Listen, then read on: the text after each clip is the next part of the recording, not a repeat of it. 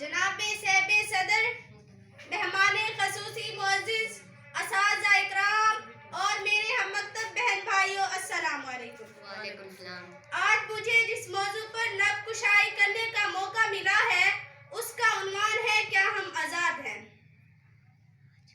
آج بھی خام ہے اے دوست زمانے کا نظام،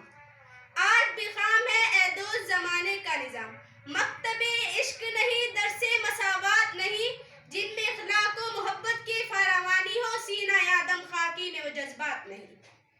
میری بائیں جانب سے آنے والے قرارداد کے مخالف مقررین نے سچ کو جھوٹ، صحیح کو غلط، یقین کو تشکیل، ایمان کو کفر اور نیک کو بدتر قرار دے کر دیوان کے ماحول کو آزادہ کر دیا ہے، کشمودہ کر دیا اس دیوان کے ماحول کو، ڈھول پیٹ کر کے آزاد نہیں۔ میں ان سے ایک بات کہنا چاہوں گی، جن کی امیدیں قلیل ہوتی ہے، جن کی ادا دل فریب ہوتی ہے، جن کی نگاہ دل نواز ہوتی ہے، وہ ہمیشہ دنیا کو کچھ دینے کی کوشش کرتے ہیں،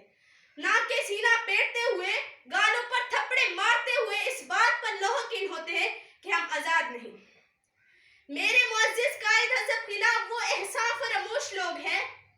میرے معزز قائد حزب خلاف وہ احساس فراموش لوگ ہیں جو خدا کی نعمتوں کا شکر ادا نہیں کرتے۔ وہ اپنی ڈھول